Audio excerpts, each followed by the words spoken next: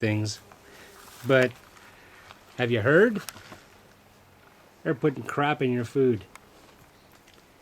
You're not eating beef. You're eating something else. Would I steer you wrong? Never. Because I would be cowardly. Here we are up at the barn, taking care of beeswax, etc.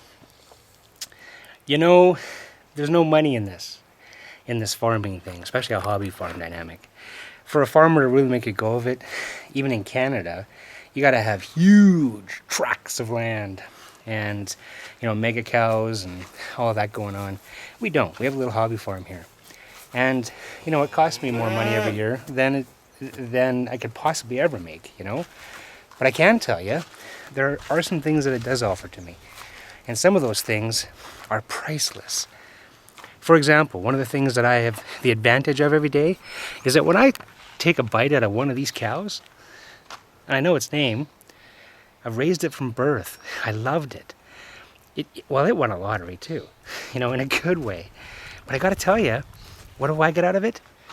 I get to make some friends, like Duffy here. He's an amazing guy. Hey, say hi, will you? Thanks. I appreciate that.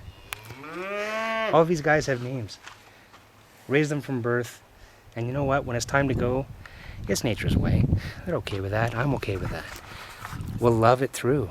In a sacred way, it's the cycle of life. And in the meantime, I know, like I said, everything that I'm eating, everything that my children are eating, has value. It doesn't have any of that crap injected into it. It doesn't have any of the goodness taken out of it. It's what we want for everybody. And it's back to basics, We're also a heritage seed bank, keeping our vegetables as clean and as pure as we can as well. In today's day and age where there's so much toxicity, this is not only a good idea, it's self-defense, You got to work really extra hard to keep that Merkaba up. You got to work extra hard to keep your full life force up. And if you're not taking Ormus, Omana, then how are you doing it? Other than pounding back the vegetables that are good for you, eating right, active, healthy lifestyle, fresh air, all that good stuff that, they talk about as just being common sense for so long is once again survival. You were built to function in that way.